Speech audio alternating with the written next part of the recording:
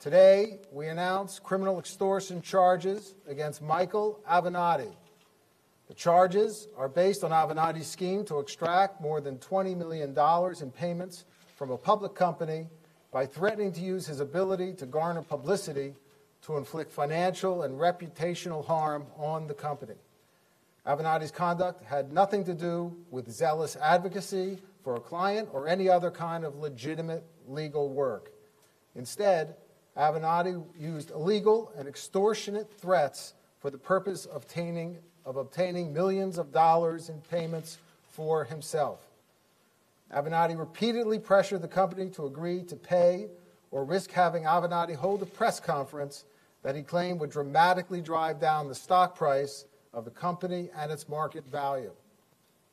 As Avenatti threatened in one recorded meeting, if the company did not meet his demands, the company might die, but if not, it was, quote, going to be inflicted with cut after cut after cut after cut. As alleged, the entire scheme played out in less than a week. Avenatti first met with representatives of the company last Tuesday, March 19, in Manhattan. At that meeting, Avenatti said he represented a client who coached an amateur high school basketball team sponsored by the company, which is Nike.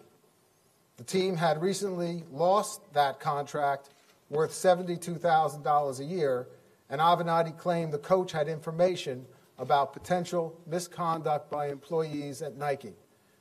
The allegations of misconduct were similar in kind to those that formed the core of a prior criminal prosecution brought by our office, that payments were made to families of high school basketball players. In that meeting, and in subsequent conversations that were recorded as part of our investigation, Avenatti threatened to hold a press conference at which he would make these allegations public if the company did not agree to his financial demands. Avenatti promised to forego the press conference and allow the company to avoid financial harm if the company agreed to pay his client $1.5 million and for Avenatti himself to retain Avenatti and another co-conspirator to conduct a multi-million-dollar internal investigation, an internal investigation that the company did not request. Through the alleged course of conduct, Avenatti used legal terms like claims and settlements and retainers, but these were mere devices to provide cover for Avenatti's extortionate demands for a massive payday for himself.